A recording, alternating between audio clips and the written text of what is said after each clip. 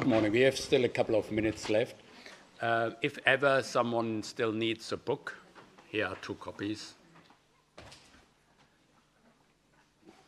Yeah.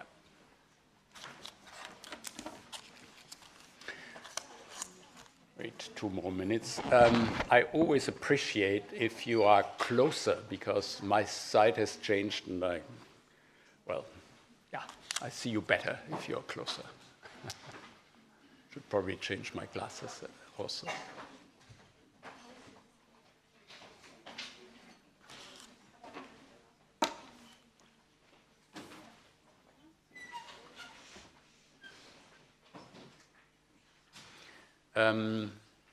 Louisa was asked, my assistant was asked, if you can work with the previous edition.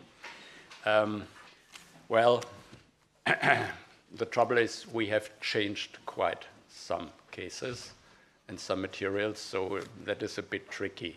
And in particular for today, I brought both copies because it has changed so much, and I didn't have the time to highlight everything in the new edition, so I combined the 2. But I saw, just going through the materials, how much we have changed. So you better get the 4th edition if you haven't bought it yet. It's not to sell the book, it's just that you are with us.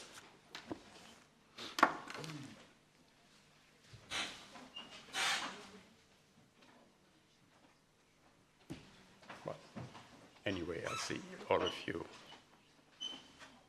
have got it already.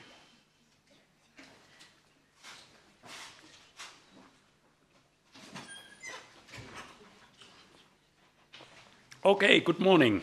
So, again, we spent 2 weeks on this first case, so we will continue today. And then next Friday is Dies Academicus. That is the first half of the day from the morning till noon. There are festivities in the university and speeches and so on and so forth. There are no courses in the morning, just in the morning. So this course will not take place next Friday, but we will meet again in 2 weeks' time. That is why the reading assignment the next reading assignment is for Friday, 17 October, and this will be C2, case study 2, the full thing. So next time, full case study 2, and yes, so you do the full reading, and then we will continue with the same rhythm.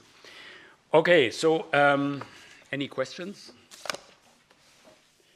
Okay, so we did, as far as I remember, we did French law. We went together through this French case, and we came to the conclusion that under French law, when we read this Malzkorn case, that the offer of a piece of land in a newspaper for a stated price was considered by the Cour de Cassation as an offer in the technical sense, that a customer who had the means to pay could accept. So that was where we were, and this is the Malzkorn contre Braquet case. We haven't done the French doctrine yet, I suppose. No, we haven't. So we will continue with the French doctrine on page 98.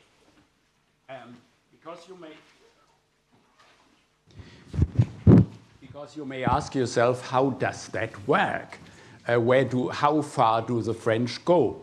If you compare with what you may know from your home jurisdiction, that's very different, if it's not French law. So what are the limits in French law? And to understand French law, to understand the case already, I told you it's good to have a look either at the notes to this case or to legal doctrine. You go to a textbook and you look it up.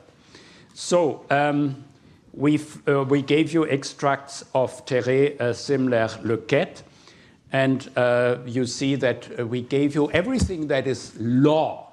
We give you in the original version plus an English translation. Everything that is further information, we just give you the translation. And here, a doctrine is further information. So what is law, in fact? Law is the statutory codal provisions and the cases. I assume what the courts decide is the law as it is in force. So you get the cases always in original version plus translation. So if you go to this Thérèse Samla-Lequette extract, you learn that indeed an offer, as soon as such a declaration is sufficiently precise, you saw that is the attitude everywhere. It is so this is required for an offer, but the French say, well, even if it's a declaration to the public, can be an offer in the technical sense. But of course, we in contract law, so parties may modify this. They may modify. For example, a reservation could be expressly stipulated, subject to confirmation, for example. You make an advertisement, you put in there, subject to confirmation. I want to sell this car, I want to sell this bike, I want to sell this house, this piece of land, subject to confirmation. And then it is an invitation to treat. So you tell the public, yeah, but I'm not bound by what I declare here. I still have to confirm that. Or a reservation may be implied. So if you go to our questions, where would the French conclude no? In this, so we have the scenario, we have the variation. Where would the French conclude this is not an offer? This declaration to the public is you shall not consider as a binding offer. Which one? Yes, the job offer, the job offer. The variation on page 55 in the newspaper advertisement, a job is offered. The French would conclude a job offer. We are in contract law. You have to interpret the declaration of the other parties. And I would understand if someone offers a job, he wants to see the candidates. He wants to have a choice. He wants to talk to the person before engaging her or him. So that is an offer, a reservation that is implied.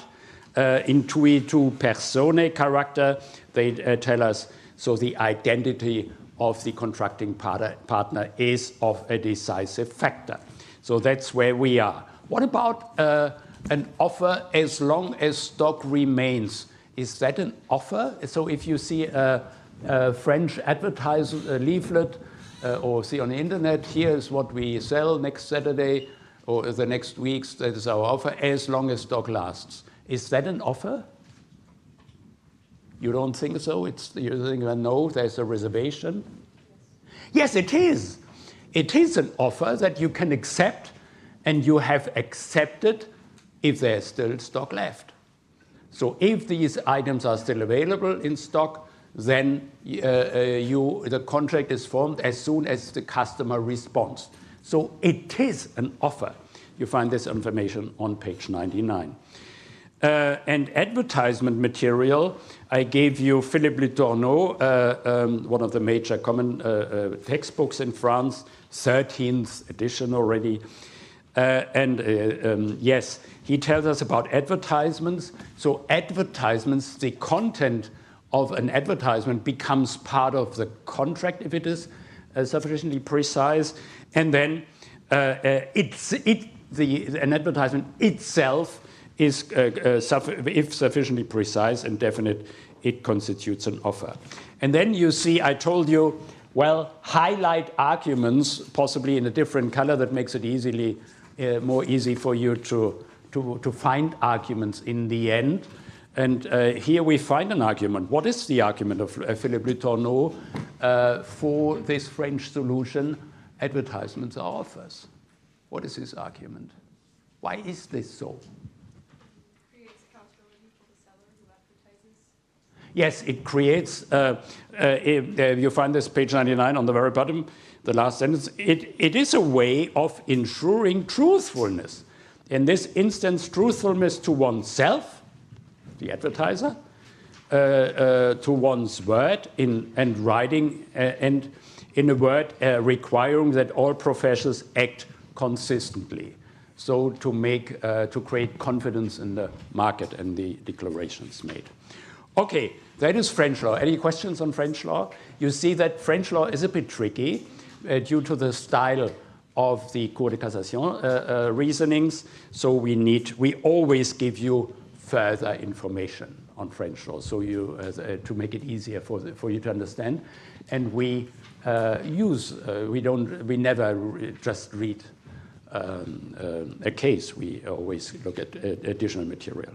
So Belgium is, who is from Belgium here? Yes. Belgium is basically the major reason why we made this fourth edition, because Belgium is in the course of changing its law. And they are enacting book after book a new civil code.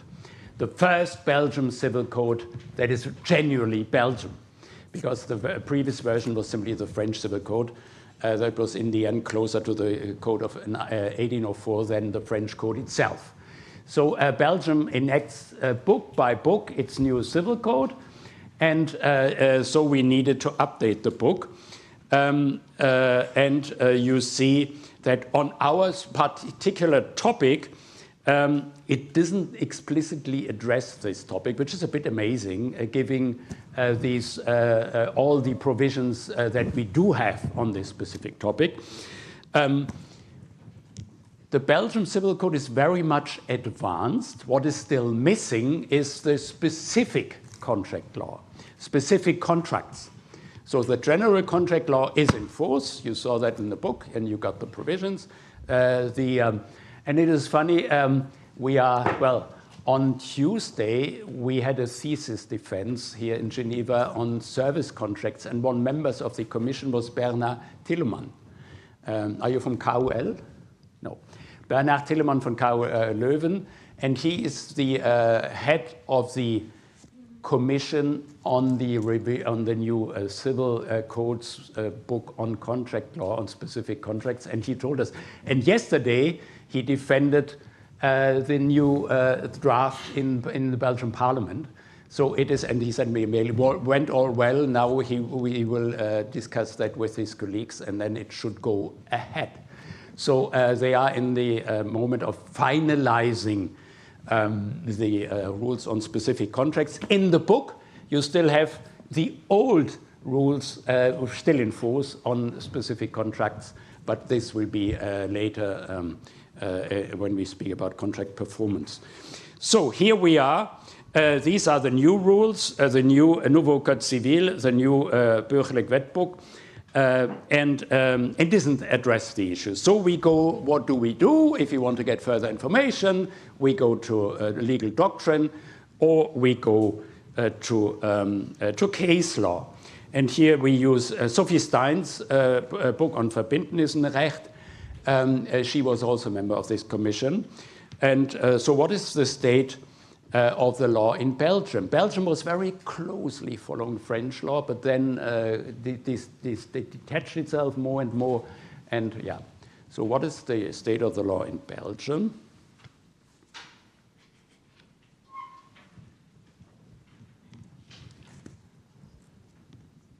Does it follow French law, Belgian law here? Well, I didn't give you a case. Could have.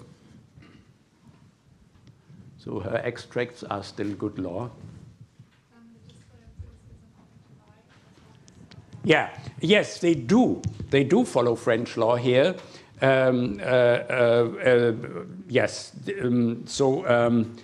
you have the general information, what is required for an offer, and then it is assumed that these advertising shop windows, media, internet, and so on, is assumed that is indeed an offer, but as long as stock lasts. With all reservations we found in French law, and so you can exclude this effect, but if you don't, it is considered an offer. So that is still good law in Belgium. So we turn to another jurisdiction, the next one, the Italian Codice Civile, which dates from 1942. That was a very, very difficult time. 1942. The Italians had enacted a Codice Civile in the middle of the 19th century and then wanted to reform it. It was, again, very much inspired by the French Civil Code, the first version, but then they wanted their own code and started drafting and so on and so forth, and wanted, in fact, a compromise between French law and German law. At the time, we had the German codification, we had the French. But then, 1942, it remained closer to the French model than to the German one. Are you from Italy? No, no.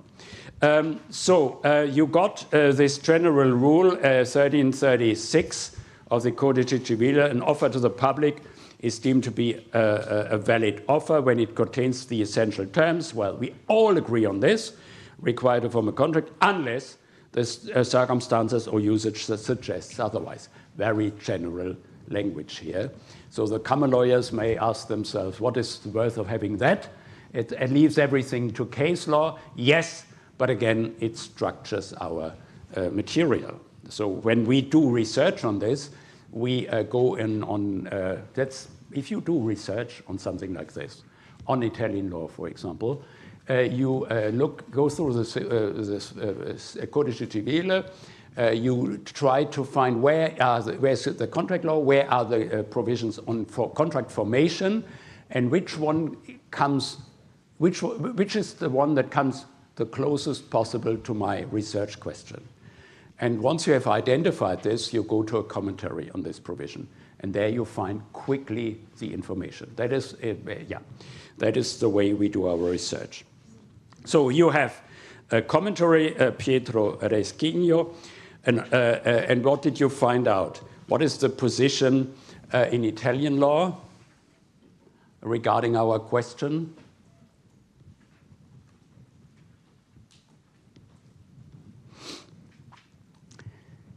It's much more fun if you do the reading and being prepared, and and don't do them now. Yes, please. Yeah, the first. What about advertisements? Yes, advertisements or project normally.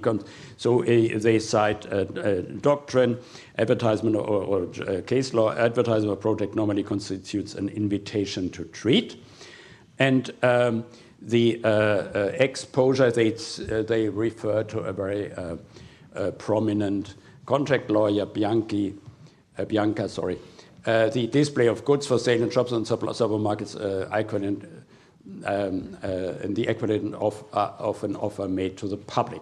It is the equivalent of an offer made to the public. What do we then learn? Do you remember the discussion in the English case where the judge said, for 4 reasons, well, one is very specific, but for 3 reasons, can't be an offer. An exposure of goods in a shop window on shelves cannot be an offer, can't be, doesn't work. So what is the Italian attitude here?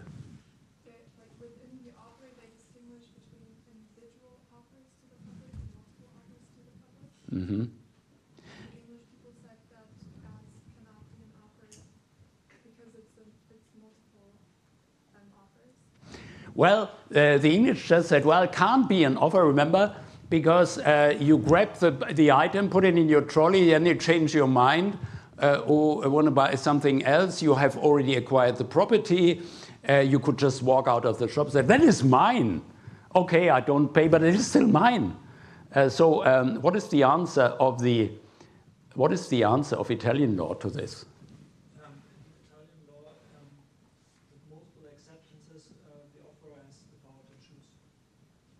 Sorry? The offer has the power to choose. Well, is that the case? Is that the case? The question is, yeah? The offer is only accepted when it is paid by cash.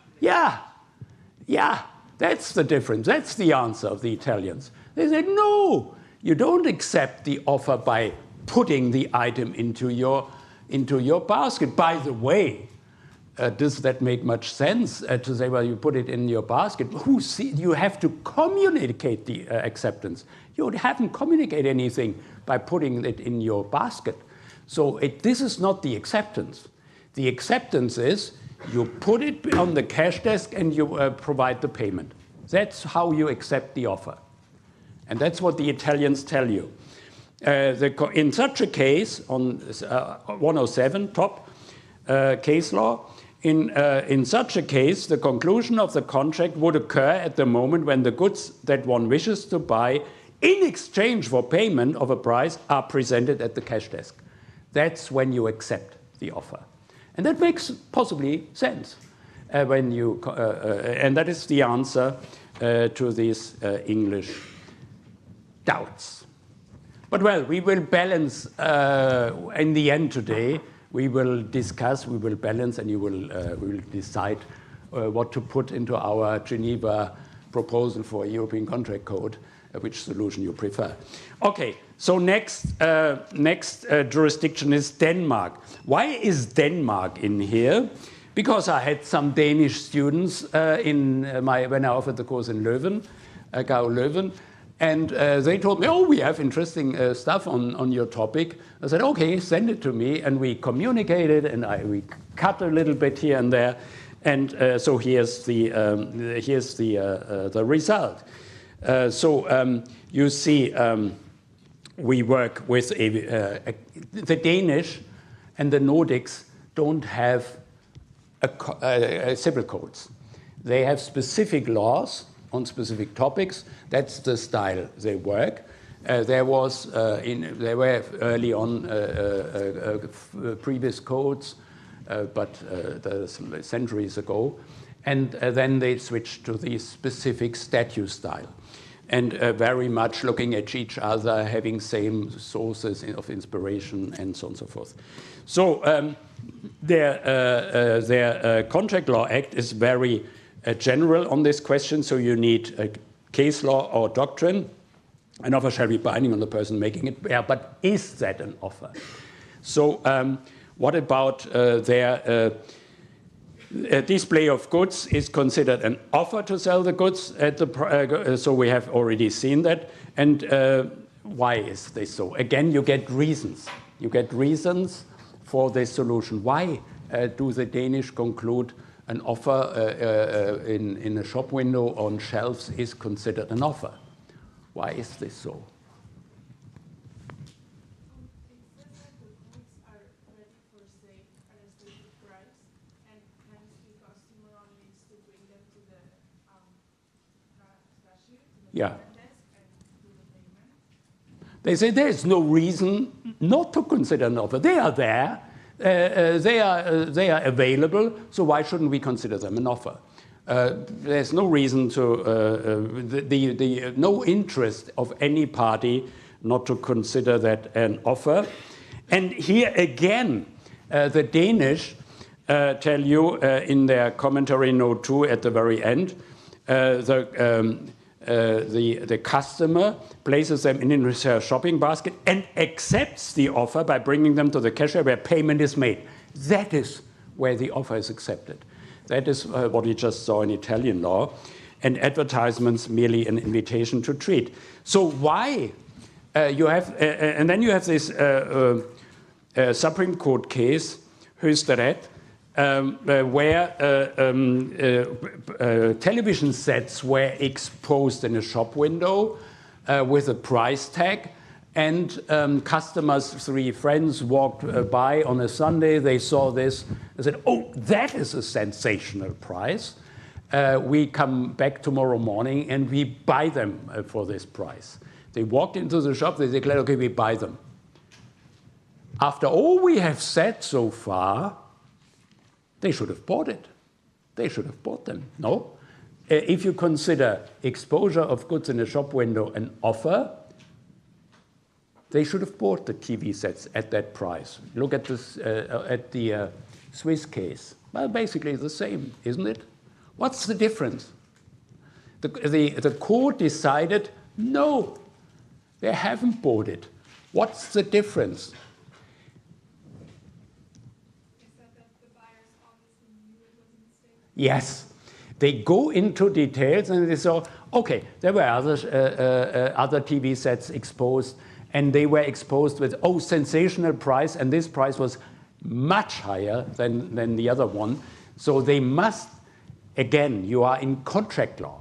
You interpret the acts and intentions of the other party. So as I said, they must have understood that this was an error. This could simply not be. That was too cheap to be true.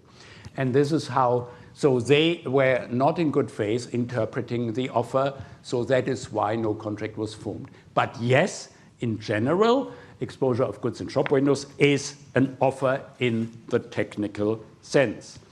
So that is where we are in Denmark. And yes, so thanks to these students, we have Danish law in here. Is anybody? We have a Danish student here in the classroom. Here today? No. By the way, is anyone from the Czech Republic? You are. Oh, because I have a question regarding Czech law. Well, we can probably discuss that during the break or later. Okay. So the next jurisdiction is Dutch law. Dutch law. Always interesting to look at Dutch law. You see this, the history, the introduction to history to Dutch law, and then you see the provisions. Again, the Dutch Burgerlijk Wetboek dates from, it was put into force from 1992 onwards, was book by book, or some books and then others added. And it's based on huge comparative studies by Mayers in the first place. So he prepared lots of studies, comparative studies, and he presented options to the parliament, different options for different problems. So they voted in parliament, on, like we do here. Different options, we vote in the end. So this is largely influenced by comparative law. And still, they don't have a specific rule on our problem. Contract is formed by an offer and its acceptance.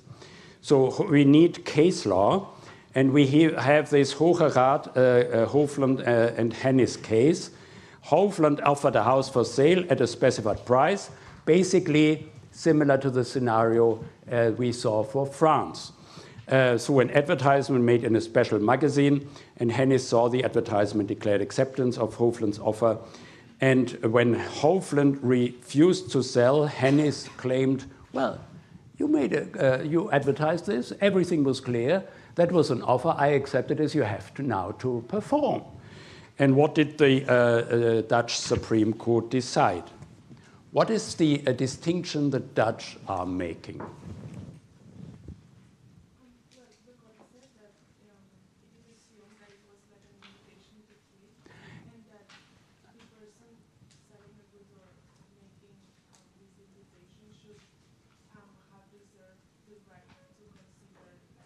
Yes.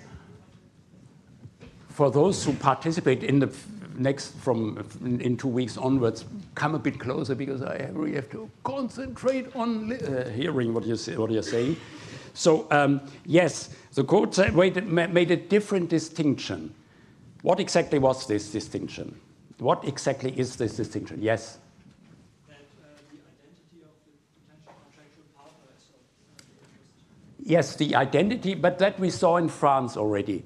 The identity of the contractual partner is important. And what is the distinction they draw? Yes, between specific goods and goods in stock. That's the distinction they make. If I have goods in stocks, I usually don't care. I just want to sell them. And this is what the general public understands. That is how they interpret my acts. This shop wants to sell their stock. It doesn't really matter to whom, as long as they can pay. But if you have a specific item, like here a house, then you may wish to know your contract. You may wish to know to whom you sell. It's probably your family home, or you got it from your parents, or you build it yourself. You want to choose the person. that buys the house. So they make a difference between specific goods and goods, general goods that you have in stock. And well, if you once you have seen that, you may start thinking a little bit, why does it make sense in particular? What is the sense of this Dutch distinction? Specific goods, okay, first of all, you have an interest possibly to know who moves in, who buys your item, and then further arguments supporting this Dutch approach.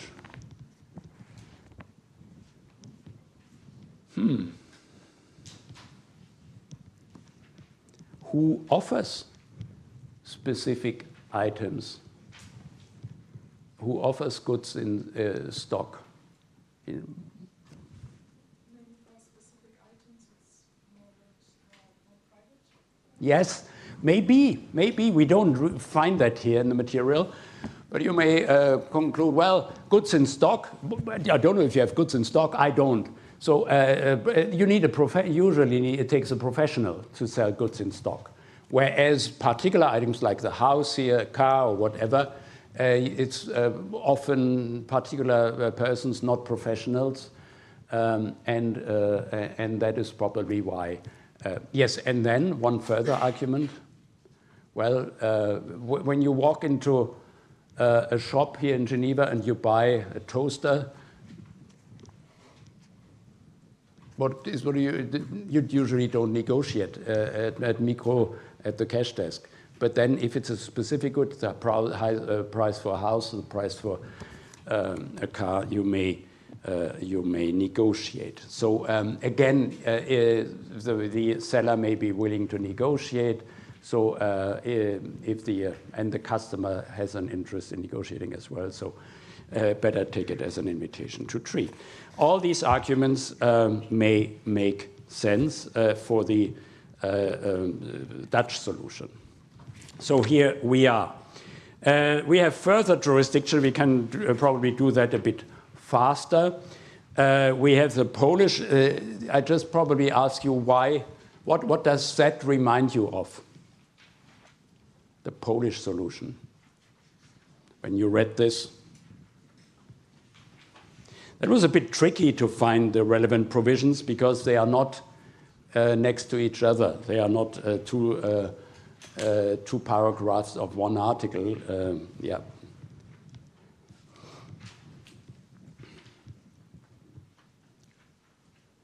That is where one can make mistakes if this information is in different places of the code. So the Dutch solution reminds us of, where have we seen that before? Well, a couple of others now. The first one was first codification having used this distinction, Swiss law. They make the difference. 71 announcements, advertising, price lists, other information shall not be considered as an offer. Public display of goods with indication of price shall be considered an offer. So they make this distinction. So you have this Dutch case where encyclopedias were exposed in a shop window, and someone went in and declared, okay, fine, I buy them. Encyclopedias is what people tried to sell and some bought before the era of internet. Very hard to sell today, I suppose, in times of Wikipedia and so on. But last century, it was a classic where consumer protection rules were required because often it was expensive. You bought them. You had a long-term contract. They delivered one volume after the other. Everything was expensive. So why wasn't the court concluded? No, there was no contract. Why was there no contract in the yes? Because there was a reservation that was only intended for teachers. That's it. I have a question. Intended is not very specific. Well, yes. You say, well, I put this into my shop window. Here's the encyclopedia. Here's a great price. And this is intended for teachers. And she says, well, that is not really a restriction, is it? Well, the court concludes, the Polish court concludes, well, it is. It makes clear that the seller wants to offer these encyclopedias to teachers in the first place. That doesn't prevent other customers to walk into the shop and say, I want to buy as well. And then the shopkeeper can decide, okay, why do you want to buy this? We intended it for teachers. You can still sell it. You can still make an offer. But it's not the offer, the legally binding offer is restricted to teachers. And then, yeah, again, it doesn't mean they don't sell to somebody else. So if you aren't a teacher. Okay, what is the particular of this Croatian law? In Yugoslavia, we had, in former Yugoslavia, we had a very amazing law of obligations, Contracts and Torts Act, that was in force in former Yugoslavia. It was developed on a huge comparative basis. You get some background information in the introduction. When I first saw it, I was just amazed about the quality of this act. I said, well, that is great stuff. And we have this obligation law, which follows basically, it's not, we didn't put it in because it's so original in the first place. They make this distinction between display of goods, which are offers, these parts of catalogs, advertisements, which aren't, in general, just invitations to treat. But what did they do? What did they do? What is the particular feature of this Croatian, Yugoslavian approach? You see footnotes. You find similar provisions elsewhere in Yugoslavia, in Serbia, Slovenia, Montenegro, Bosnia and Herzegovina, and so on and so forth. By the way, when I prepared these country introductions, I was in contact with colleagues from the relevant countries, and some wrote, in fact, this Law of Obligation Act. That's kind of the common constitution of former Yugoslavia. We all have the same rules, more or less. So that is what we still have in common in law. And then we have our own constitutions now, and so on and so forth, which may be different from each other. But this is our common heritage. And law of obligations is, of course, very important in daily practice. So what's the particular feature? Croatia? Mm-hmm. But I think it says that a sender of invitations should be sent accountable, held accountable, sorry. Yes. Damages if it didn't go to the other person. Yes. So where do you find this?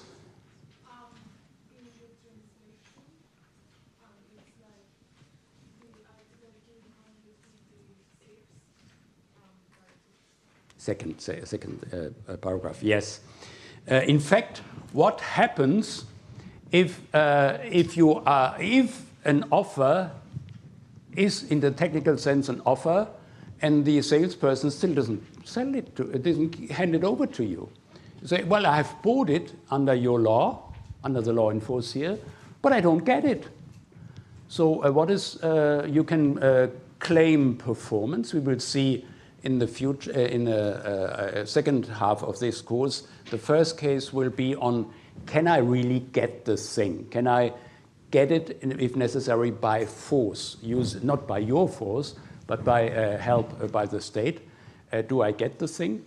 By execution provisions, or does everything is solved by a damage claim? And this is the other option. You may say, well, I don't get the thing, so pay me damages.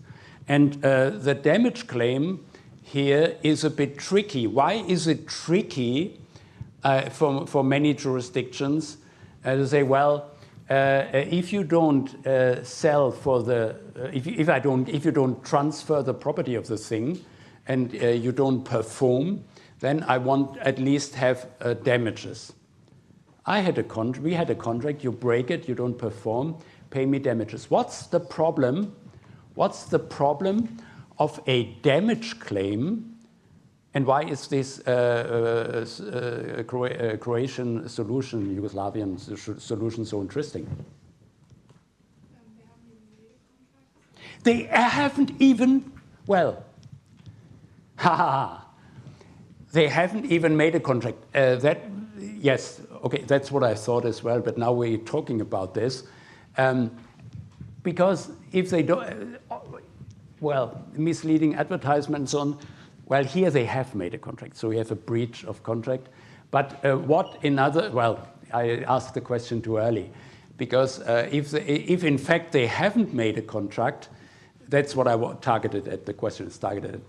If they haven't made a contract, you don't have a contractual basis for your claim. And what about if you don't have a contractual basis for your claim? What next? A tort claim. What's the problem with a tort claim? What is a problem? Yes.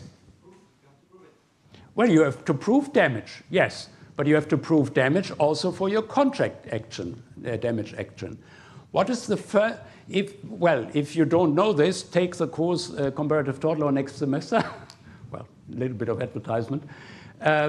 So what is the problem? What is the general problem with a tort claim for basically 80% of the persons in the classroom, your home jurisdictions? It's not a problem for the French, so probably 90%.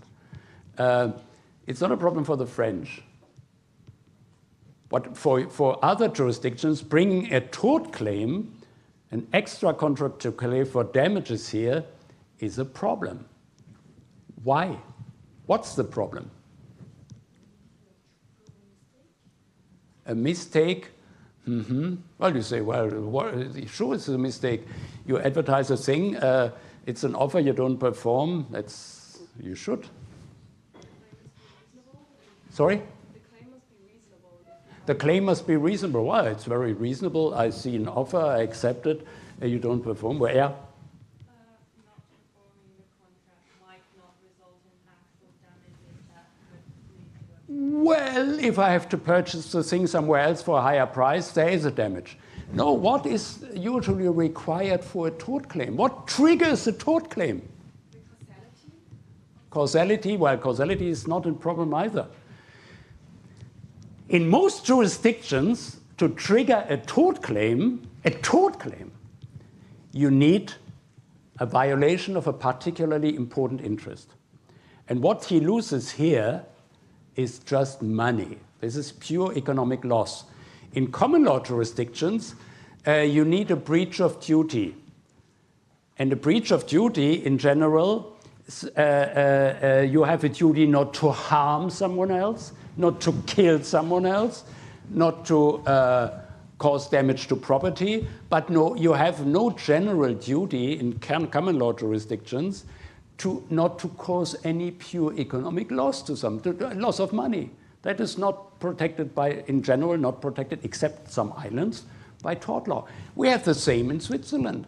When is something illegal in tort law? It is illegal if you injure life, property, or any absolute right of somebody else. The Germans have that in their civil code. In the Chinese, in their new civil code, interpret this general clause in that sense. You need a specific interest, a named interest, and just causing economic loss is not enough in general. So that is, there's a huge technical problem for a tort claim. And that is why we use what? If we don't have a contract, we use what? Which type of idea to bring a damage claim for pure economic loss for anything that went wrong before a contract was formed and then it was not formed, and you still have suffered the damage. What do we use in a technical sense? You don't have that problem in France. Well, but tell me, what is your answer? You use tort claims. Not exactly in this situation. Yeah, we could, loss of a chance, but the French use tort law. They don't have these barriers. They have the most liberal tort law system in the world. Yes? Contractual, but what if you don't have contract? Pre-contractual, culpa in contrahendo. So we needed to create a specific remedy we do not find in most civil codes, culpa in contrahendo. There was a fault in the pre-contractual stage, and then you have rules established by case law that may apply or not. The Yugoslavians don't need this. For our case, they have codified this. However, on page 120, Article 256, Section 2, however, a sender of such invitations shall be held. This is advertisements are not offers. Advertisements are not offers in Yugoslavia. Well, you're right, they are not offers. You send an advertisement, the other party suffers, has confidence in the truthfulness, suffers damage. However, a sender of such invitation shall be held accountable for any damage the offerer may suffer as a result of the sender's refusal of the offer without a justified reason. So here you don't have a contract, you don't have a contractual claim in case of advertisements, but you may still have suffered damage. So proof of damage, you are right, may be tricky, but then even before that, you need a basis. So it's no contract formed, culpa in contrahendo, and here you have it codified. Okay, so we have a couple of seconds left. The Czech Republic is the next jurisdiction. And why is the Czech Republic in there? We did a lot of research on jurisdictions ourselves for the first, second edition. And then we used the book. And here again, I had a Czech student in class who told me about the situation in Czech law. Or did we find it ourselves? Anyway, she helped me getting information on the making of the Czech civil code. That's what she did, yes. And the result is, I didn't know this. You see the introduction to Czech law.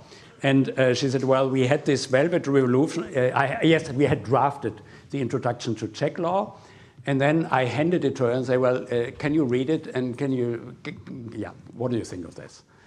And she came back with this information that you find in the middle on page 121 now. They had the Velvet Revolution of 1989. The country became a parliamentary republic, joined the European Union in 2004, and in 2012, the Czech Republic adopted a new civil code that came into force in 2014. And she told me the legislator waited to put it into force to get the number, legislative number for this act, number 98 in the collection of legal acts of the country. They waited for this number because that was the year when everything changed in the Czech Republic. I found that just moving, a little detail of the history of the Czech Republic, and we put it in the book. You see that the drafters of the new code took inspiration from a whole series of foreign jurisdictions. Austrian civil code, of course, they had close links with Austria, historical links, German BGB, in varying degrees, the Swiss civil code and code of obligations, Italian Codice Civile, the Dutch Bürgerlijk Wetboek, the Polish Codex Civilny, and others. And as well as the CISG, we will deal with this in the soft law instruments. During the break, you can ask yourself which source may have been particularly important for this particular rule and which one. But now you're entitled to a break. We'll continue at 1:15. Thank you.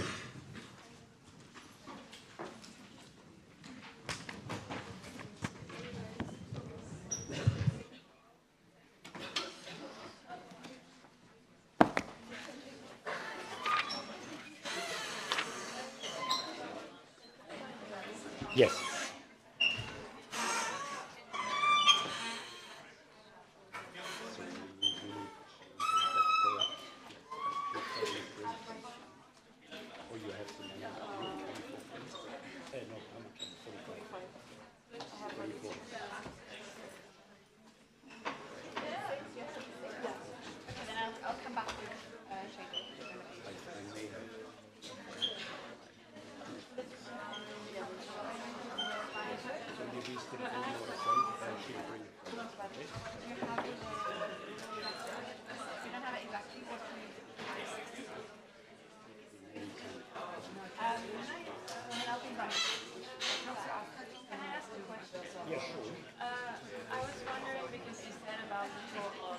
issue with 90% of the jurisdiction is that there needs to be an interest.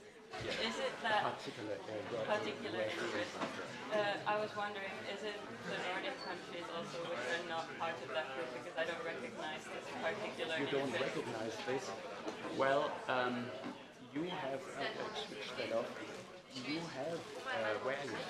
I'm from Finland. From Finland, yeah. You have economic laws. No. Yes, you do have a limit that pure. You know what pure economic loss is? You just lose money. Yeah, it depends on what situation you lose money. If you lose money for wages, for example, you can be, Wages is contract. yeah, We speak about total. yeah. We speak about an extra contractual claim include.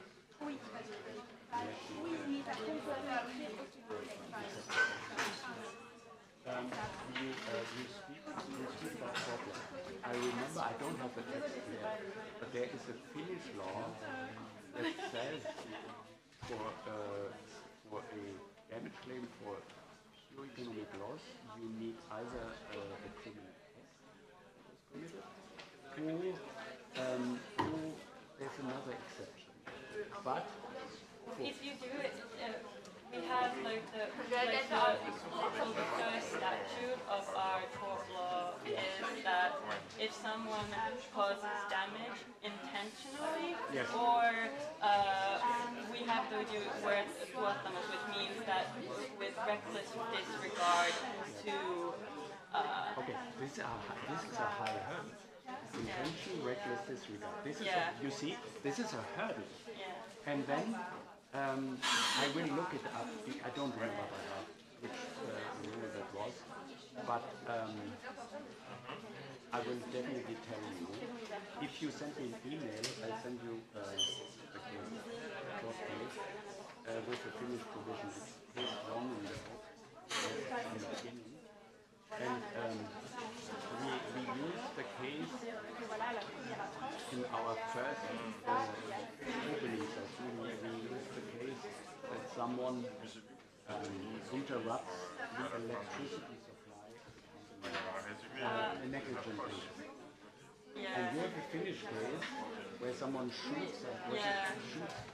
and then a lot of people, this is Yeah. intentional. Yeah. And still the court held no liability towards the users of the electricity. Because, okay, he had damaged electricity supply for you, damaged property. For this, of course, he's responsible. But he's not responsible for the economic loss suffered by people who didn't have it. Even though his act was illegal. You see, this is what I mean with hurdles. They are not always as obvious as they are in German law where they name the interest in that way. But you still have these hurdles for pure economic loss. So I send me an email and I'll send you the case and you'll see the provision I'm talking about. Which we need to be specific. Because there's a Finland in there. Because they are particularly specific in this respect when compared That's to why I others. don't recognize at all like tort law for economic Yes. because basically You see, that's it. You don't even think of tort law for pure economic loss. So this is a very high hurdle. yeah, it's unless there's a specific law in criminal law that specifically like Yes. gives you the Yes. opportunity. Yes. Our tort law doesn't have that unless it's wages. And there's a huge So I interest don't, in so yeah, I don't recognize this specific yes. interest. So you don't even think of tort law. It is even more severe. Ja, wie viel kriegt jetzt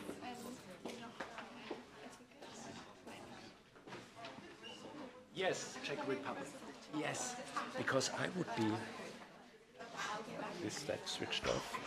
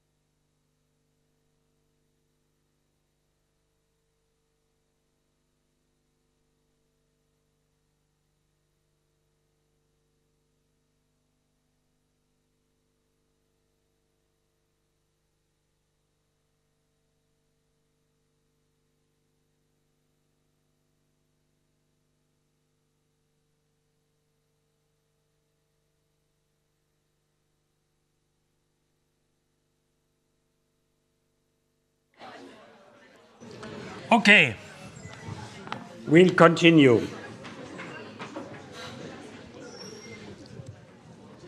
So we just said that the Czech Republic has a new civil code, 2012, and in force since 2014. And we mentioned that they took inspiration from comparative research. You don't. What is? We mentioned that in the very first meeting. What is comparative law all about? You don't have to reinvent the wheel. You can benefit from experience of other countries with different options and solutions and so forth. And that's what they did. They looked around neighboring countries and others to get inspiration. On our specific problem, what is the relevant provision in the Czech Civil Code? Which one would you think comes the closest to our issue here? Article 1732. Yes, Article 1732. A legal act aimed at the conclusion of a contract is an offer. It contains the essential elements and the intention of the offerer to be bound. Section 1, that is clear. And then paragraph 2. The proposal to supply goods or provide a service for a specified price made in the context of business activities through advertising in a catalogue or by displaying goods is presumed to constitute an offer subject to availability of stock or loss of the entrepreneur's ability to provide a performance. So first of all, how would they solve our scenarios? How would they solve the scenario of the exposure of goods in a shop window and the goods advertised? How would the Czech solve this under 1732? Well, of course, you wouldn't like to get confirmation, a commentary or something, but if you use just 1732, section 2, which solution would you suggest under this rule? Exposure of goods in shop windows, advertisements of goods, with all relevant information, all essential elements given. Yes? You would say it's an offer. The exposure of goods is an offer.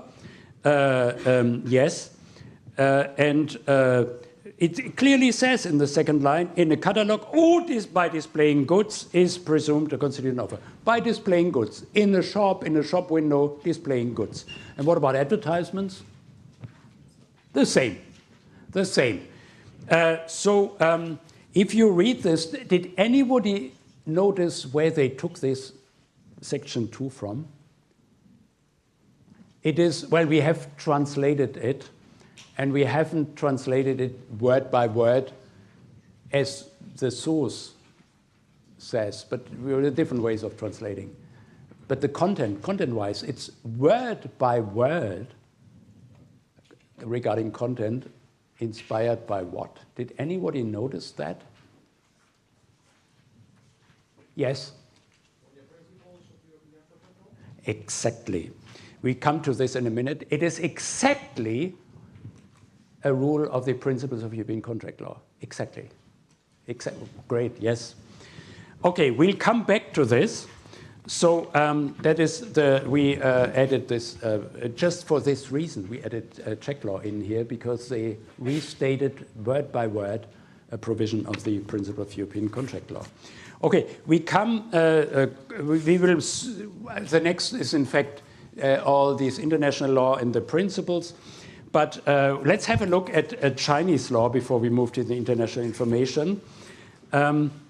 So what is the approach? China put into force a new civil code, finished in 2020, in force since 21. You must imagine this is a civil code in force for 1.3 to 1.4 billion people. This is a huge major event in the history of private law. And it was preceded by large comparative studies, huge comparative studies, taking into consideration civil law jurisdictions, common law, and they had to make the decision first, in the first place, shall we codify our law, or should we follow the approach of common law jurisdictions? Common law jurisdictions, they decided that early on in the 20th century, common law approach is too complicated for us. We want clear rules and then case law on them. So a bulk of case law where we have to find our way through. That's for a country as huge as ours. That's too complicated. So they enacted. They had one of the first acts they created was a Contract Law Act in 1999. Then came a Tort Law Act and so on and so forth. And you see this in the introduction. But then they decided civil code. It shall be a civil code. And yes, and here are the rules of the civil code. Often they 60 to 70% are taken from the Contract Law Act of 1999. And this Contract Law Act was inspired by the international instruments. We will have a look at these instruments in a minute, by the unit drop principles and so on and so forth. So they have a very modern contract law in their code. Here are the relevant rules. Offer and acceptance. Parties may conclude a contract in the form of offer and acceptance or otherwise. You may ask, offer and acceptance, that's the classic model. And otherwise, what is otherwise? Otherwise is agreement. You can't really, the parties talk, they agree in the end, but you can't say who made the offer, who made the acceptance. It was an exchange of here and there, and finally they agreed. So that is the otherwise, very modern, resembles Swiss law here. And then you have rules 473, auction announcements, calls for tender, share prospectus, and so shall be invitations for offer. And then you have a rule where the content of commercial advertisements and publicity meet the requirements for an offer, it shall constitute an offer. So is it an invitation to treat, or is it an offer? We don't know. So you have rules for both, and they seem not to really decide. And then you have 491, where information, goods and services communicated by one party over an information network, such as the internet, if it conforms to the conditions of the offer, it is an offer. So what shall we do then? You find this information in the code and you say, well, how do I apply this to my present scenario? What is in fact is the solution? Then you need, our reaction would be we go to, sorry? Case law. We go to case law. Do we find case law on this provision? Or we go to legal doctrine. And we have a piece of legal doctrine here. You learn from this article published in 2018. We'll go to this in a minute. The Chinese have still another option. Do you want to tell us what your option is? We have Chinese students in the classroom. What else do they use? You have the code, you have the case law, and in between, the Supreme Court of the People's Republic of China has another option. Is it binding judicial guidelines? Yes. The Supreme Court, the Chinese Supreme Court has the option to issue interpretation rules, because they say it's such a vast country, so many people, we want to guarantee that the law is applied consistently throughout this huge space. And so they create interpretation guidelines, the interpretation rules on particular acts, on particular provisions, and these are binding for the courts. So if you find on your issue an interpretation rule by the Supreme Court, this is the next step. The code, the interpretation rule, binding, and then case law or doctrine. So if ever there are interpretation rules on anything you find in the book, new interpretation rules, because it's all new, 2021, please let me know. So what's the problem in our European jurisdictions? What would be the problem with this?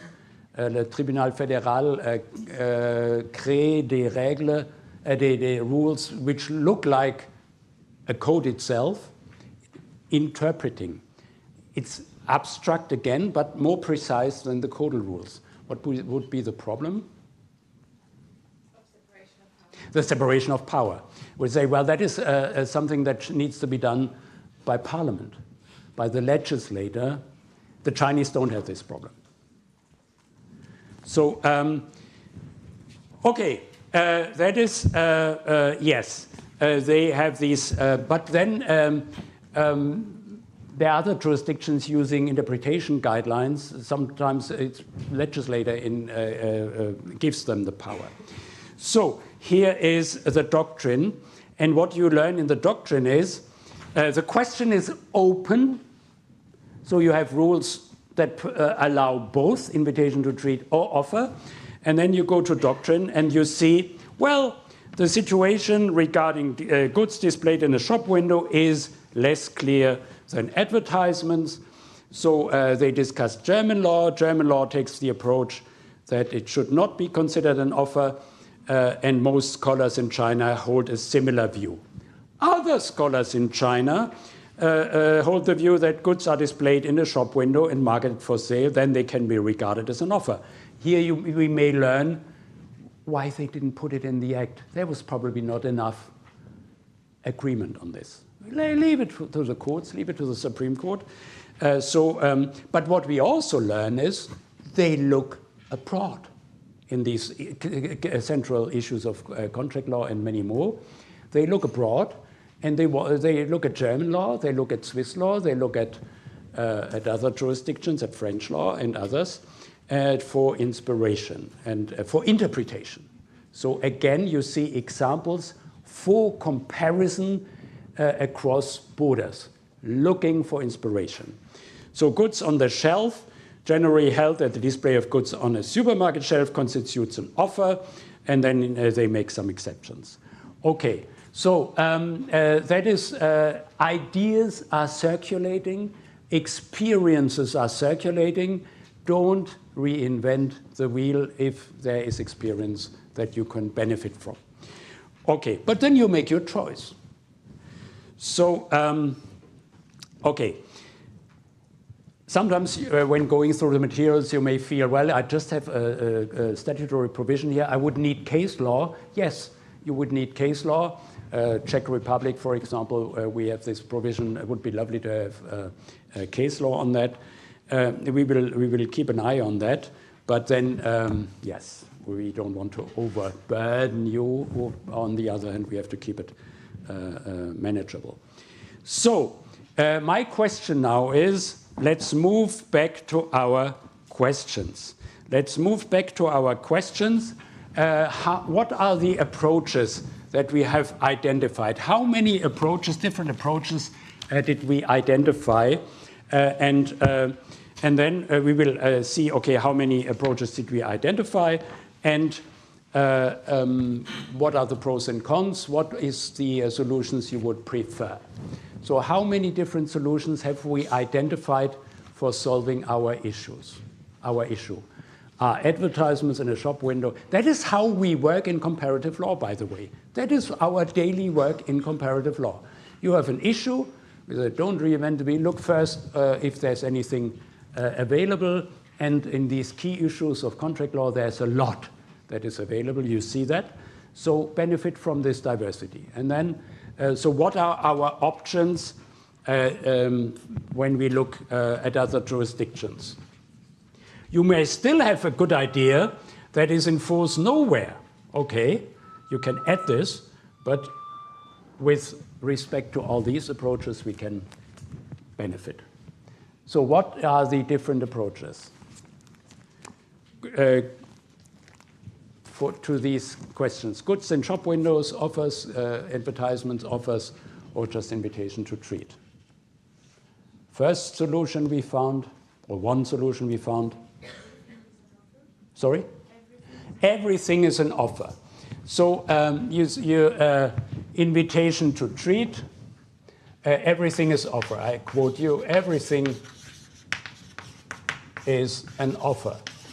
of course, you understand invitation advertisements plus exposure of goods.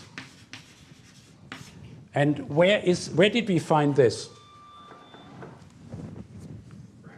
We found it in France. We found it in France. Of course, not everything is an offer in France, but you can make reservations, explicit, intuitu personae, and so on and so forth. But in general, these acts, advertisement, exposure of goods, are offers. In France, where else? In Belgium. In Belgium.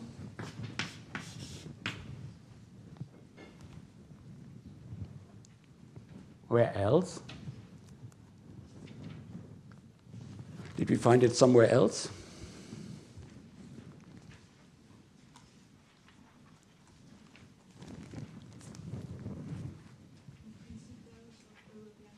Yes, in the principles of European contract, we haven't looked at these so far. In the PECL,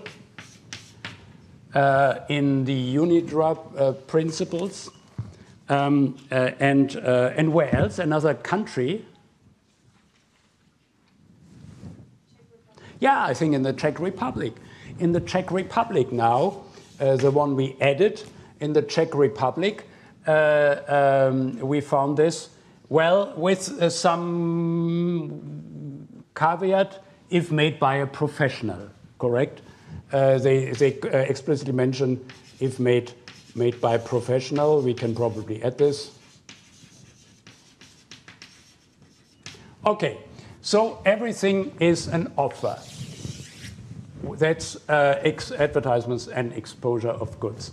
So what else did we find? Everything is an invitation to treat. The invitation to treat approach.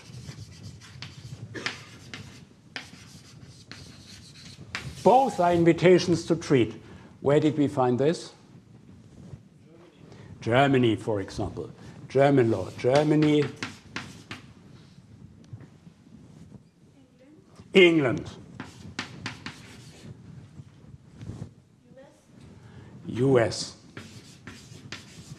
Well, US is, yes, US, that was the general approach we found. You have to make the distinction state by state. But in general, and I think that is very much in the US in this respect, yes. Again, we have moderations. You remember the case, first come, first served, language of commitment, and so on and so forth. Exceptions everywhere. But yeah, in general, that's it. English law, German law, US. And then you have, what else do we have?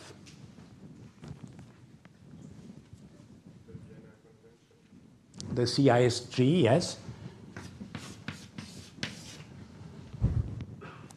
Sharing this view. Okay, so we have one approach, two approaches. Anything else? Excuse me? Everything is an offer as long as the stock. Yes, everything is an offer as long as stock lasts. So we may keep this in mind.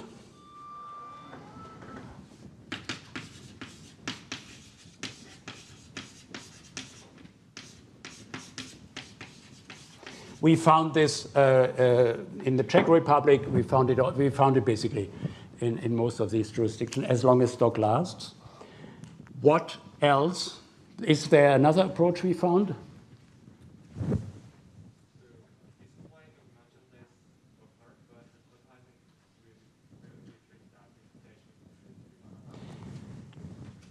You said advertisement is? Advertisement is invitation to trade. Yes. On the other hand, display of merchandise is offer.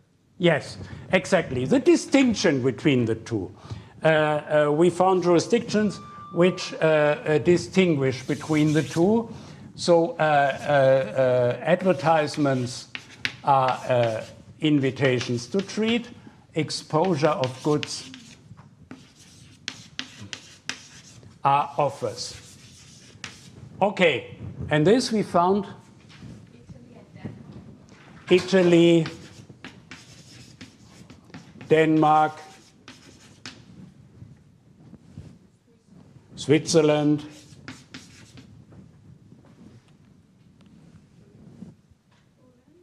Poland,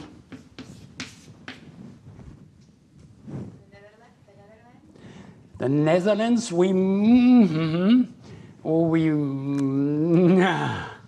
the question is the Dutch approach as a fourth approach, or is it somewhere here?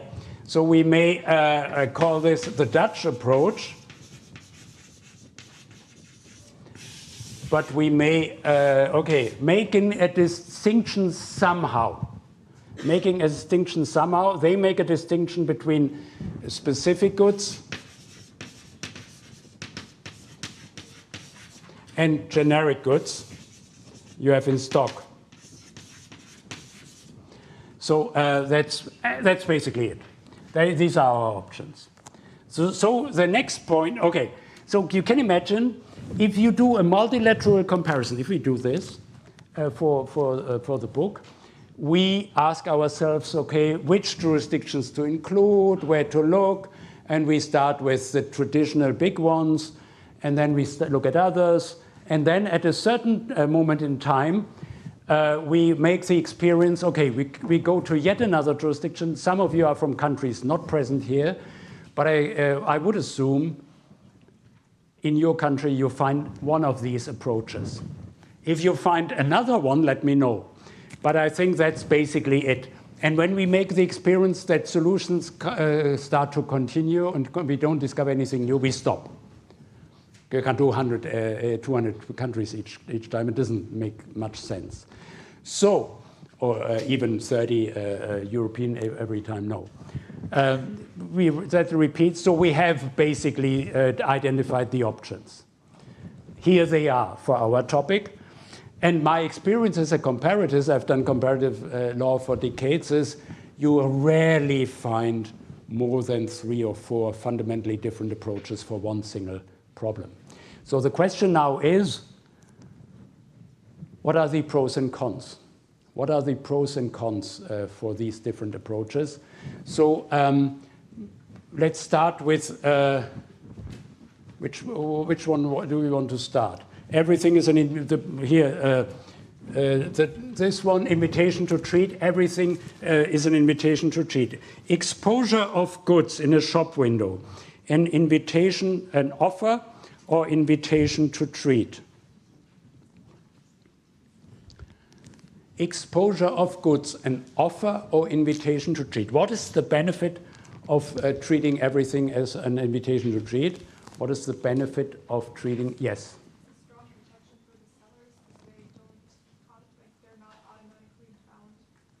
Yes, protection for the offerers, for the sellers. Everything, they can change their mind, they are not bound, and so on and so forth. So it's a protection of the offerer.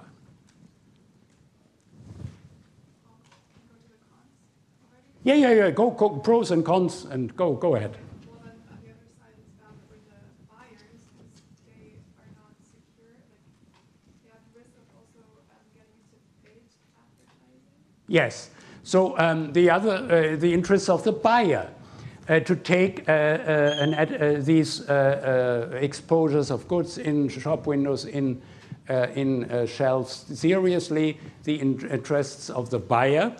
The buyer has an interest on taking the seller seriously. What about the arguments of the English judge? He had the argument, property may pass too quickly, customer cannot change his mind. What do we think of this? There's a legal solution that property only passes. Yes, we found the answer to this in our comparative materials. In Italy, we found it in Denmark and elsewhere. The answer is no. The property doesn't pass. The property passes when you present the thing at the cash desk and pay. Then you accept, that is your acceptance. And then the property passes. And then it's not too fast. Up to then, you can change your mind. The property passes too quickly, no. Customer can't change his mind, her mind. Yes, she can. They had the further argument, it's seller's last copy. I made this experience once. I saw a beautiful history book in a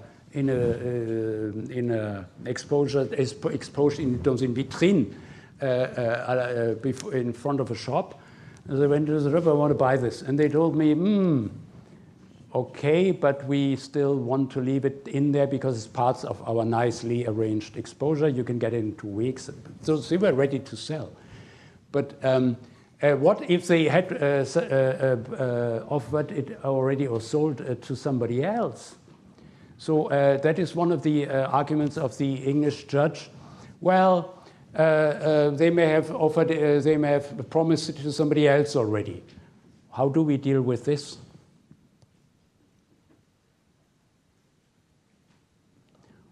Well, we saw jurisdictions considering Switzerland, considering the exposure of goods in a shop window as an offer. How do we deal with this in Switzerland? Item already promised to somebody else. I guess we have this rule as long as the stock lasts. Well, that doesn't help. As long as stock lasts, it's still there. Or you say, well, it's sold, there's no stock left. Okay, the Dutch would probably say this is a particular unique item. Anyway, it's just an invitation to treat. But with the Swiss don't, yeah. Substantial error? Substantial error, error is difficult. Error is difficult. You have a contract, but then you get rid of the contract, damage payments under certain circumstances.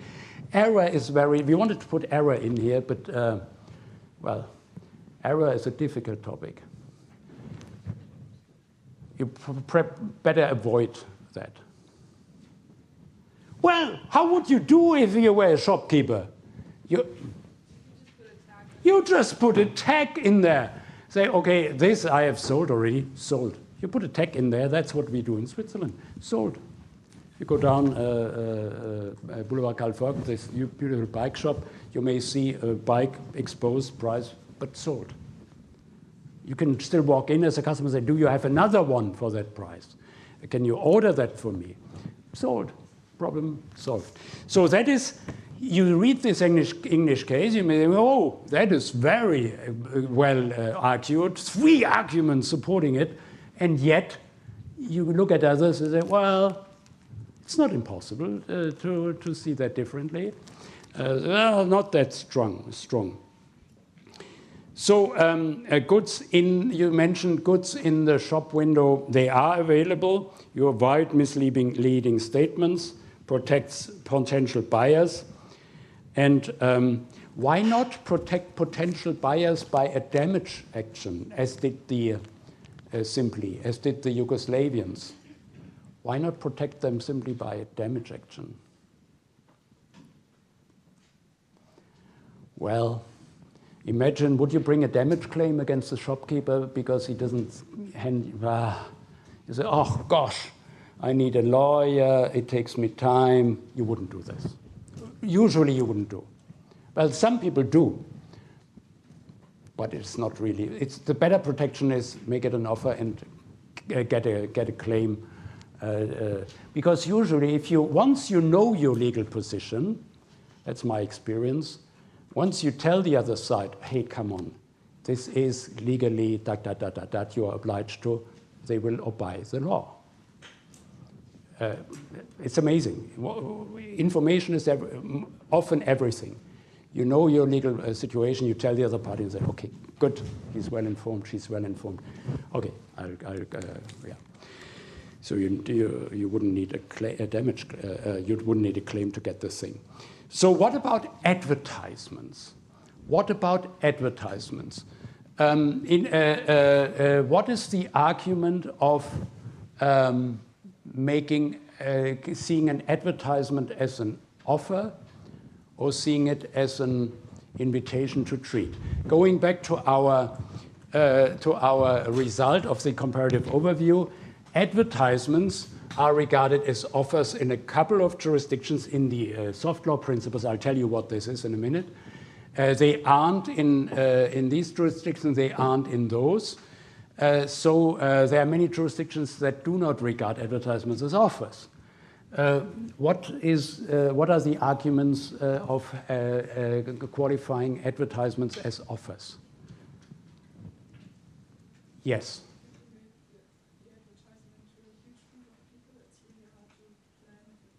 Yes. You may, okay, you make an advertisement to the public at large, and then you say it's difficult to plan how many items shall I have in stock, what do I do if I get more acceptances as items in my stock, if the acceptance level is higher than the stock, and so on and so forth. What can we, is there a response to that?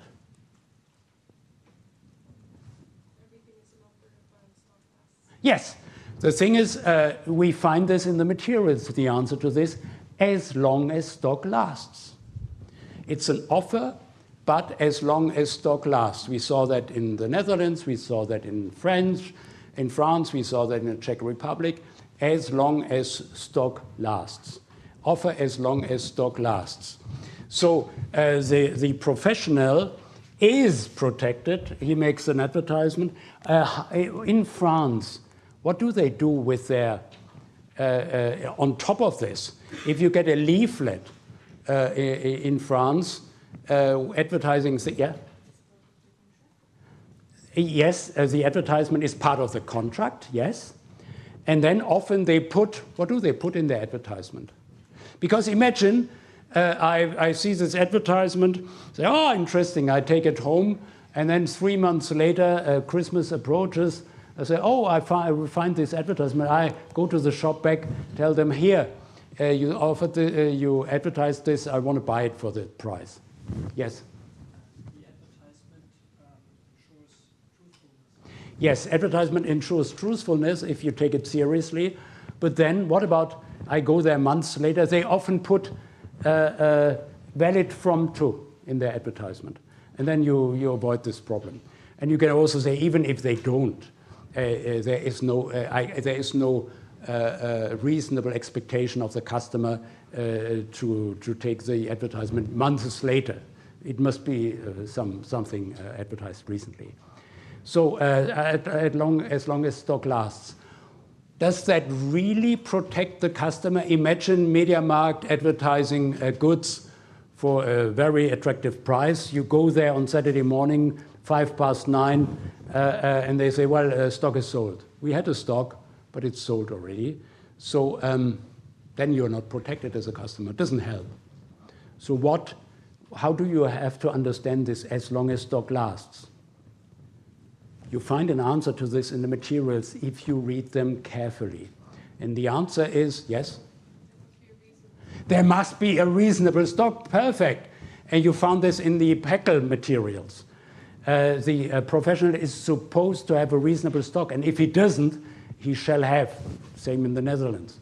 So the supplier, you can't say, I just opened my shop 5 minutes ago, it's all sold. No, he's supposed to have a reasonable stock. So that protects the expectations of the buyer. Is there an interest of the seller to take that an advertisement may be regarded as an offer? Is there an interest of the seller? You may be tempted to say no, but isn't there one? An interest of the seller to be taken seriously? Well, if I invest money in my advertisement and everyone says, like my colleague in Florida, oh, Thomas, it's just puffing. Don't take that seriously. As I go, okay, you just don't trust it. If you know, okay, advertisement is to be taken seriously, you can rely on it. I probably drive 60 kilometers to purchase the thing in the shop, because I know I can take it seriously. So there may even be. But then we find many counter-arguments against advertisements as offers. So what are our counter-arguments, advertisements? Why is there such a reluctance to take advertisements seriously, contrary to French law, Belgian law, Czech law? You found this in the CISC materials. Yes? Mistakes, there are maybe mistakes. Mistakes is mistakes, errors. We have some examples of mistakes in materials, that's true. But then you find in the materials the argument there may be a time gap. You may prepare the advertisement, print it, distribute it, and then comes to the customer. There may be a time gap, and in between there may be price changes, price increases, supply problems, and so on and so forth. One practical difficulties, a heavy demand, shortage, cost increases, and so on and so forth. And in the CISC materials, it is said, okay, there may be a windfall for the buyer. They have this advertisement. They say, okay, I still want it for this price. Well, and the buyer may be in trouble, as a seller may be in trouble. These are arguments you find in the materials on the CISG. Okay. Arguments for, you mentioned one argument for taking advertisements seriously, qualifying them as offers. I think someone mentioned, okay, we mentioned the seller may have an interest in be taken seriously. The customer can rely on what I advertise. It creates a kind of truthfulness in the statements of professionals. And it protects the buyer. It protects the expectations of the buyer. So, and particular advantages of the Dutch approach. Anyone wants to express himself, herself on the Dutch approach? I think I was wrong. Upsala, I was wrong here. It is the Dutch approach. To which one comes the Dutch approach closest of the three others? Specific goods, generic goods, and specific generic goods, everything is an advertisement. Everything is an offer, sorry. The Dutch approach comes closest to? I think it's French law, yes. We should probably see it as a variation of French law.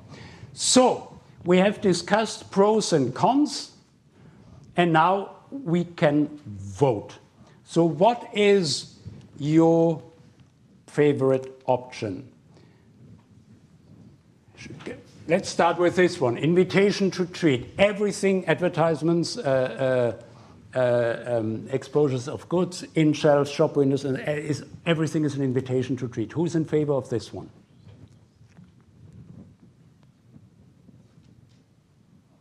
That I have never seen. No one. No one. A half vote. So it's probably, okay, 0. Everything is an offer. Who's in favor of this?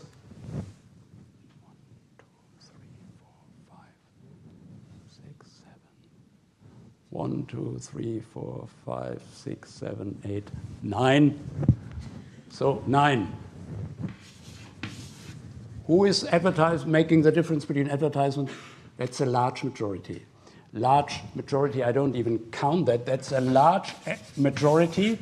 So that is your preferred option, making the distinction. Okay, so if we draft a European, and the Dutch one? The Dutch one. Well, okay, who's for the Dutch one? 1, 2, 3, 4, 5, 5. Okay, sorry that I had it on this side here. So there's a huge majority for this distinction. And now imagine, lean back, and imagine the traditional approach to comparative law. The traditional approach to comparative law was, well, we have an issue, and we look at common law, the French legal family, which influenced many others, Belgium, Italy, Spain, and formerly the Dutch, but now they have their own. And the Germanic legal family, German law, Swiss law, Austrian law. We look at these three, German law, French law, and English law, And that's it. And we assume that the others are represented by these big three Europeans. You would have missed your favorite approach.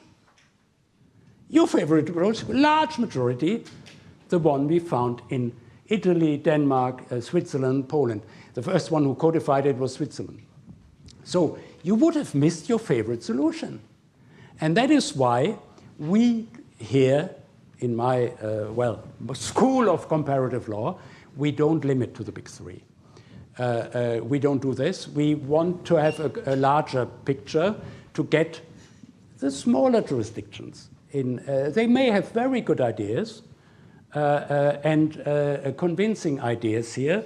So, and that's the solution you preferred. Yeah, that's our little explanation on why we do this multilateral approach. Again, we stop when things start to repeat. What are these principles of European contract law? What are the UNIDROIT principles? The UNIDROIT principles, let's start with the principles of European contract law. There was a Danish law professor who in the early 80s, when the European Commission organized a meeting, they organized a meeting in Copenhagen on what later became the Rome I regulations in private international law. Which law shall apply to international contracts? And the Danish law professor spoke to people from the Commission and said, well, in fact, Rome I is not enough. We need substantive law, common substantive law rules for cross-border cases. We need a European contract code for cross-border cases to make the market work perfectly well. And he had the idea of doing basically what we do here. We repeat his experience. We look at problems, we look at issues, we look at different jurisdictions, we compare, and we draft rules in the end. And that's what they did. So they did a lot of comparative research. They drafted their principles of European contract law, the PECL. They're principles of European contract law, and you find them in the book. And if ever the European Union, you find them, well, I haven't prepared the new book till the end, so I need my old edition here. You find them in your book towards the end of the case. Article 201, offer, Section 2 and Section 3. So you find these principles of European contract law. They are extremely well made. We will read them every week and see what the Lando group proposed. Ole Lando was the head of this research group. And when the European Commission in the early years 2000 considered a European contract code, their starting point of every research are these principles. Because this comparative law has been done, and the result is there. And then the question is, this is our starting point. And yes, that is the Lando Commission. And UNIDROIT is an intergovernmental organization based in Rome. They did something similar on a worldwide scale. With worldwide scale, you have more influence of the common lawyers, the English-speaking legal systems. So it's a bit more common law-like. But often the people were the same, working in the Lando Commission in the on the UNIDROIT principles. So you have two sets of soft law principles, the UNIDROIT principles on a worldwide scale and the PECL on a European scale. As we have seen, or you may double-check this, the PECL influenced heavily Czech law. The PECL influenced other jurisdictions in our case here. And the UNIDROIT principles influenced largely the Chinese civil code, for example. So you had an absolutely modern system of contract law, and the Chinese looked at this and said, oh, shall not reinvent the wheel. Here's something very modern.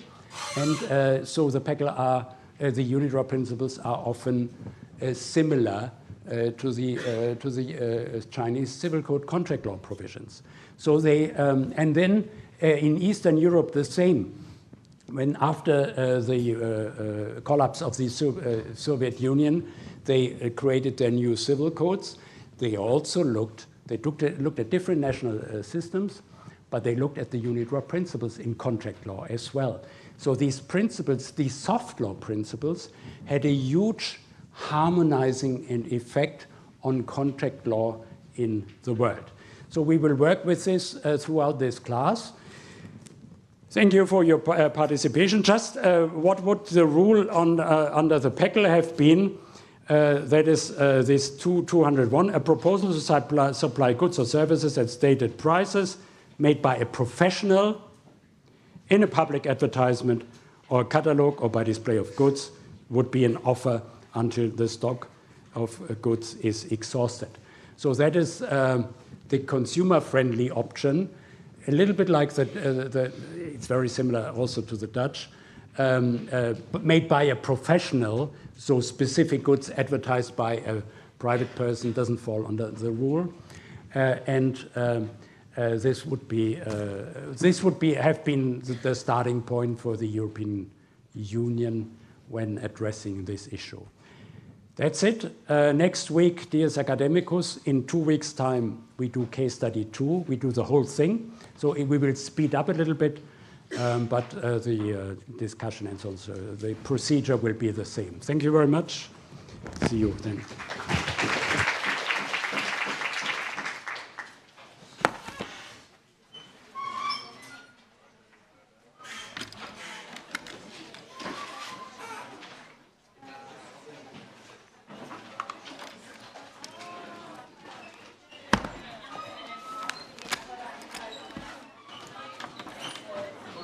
Bonjour, ich mache mir gerade mal aus.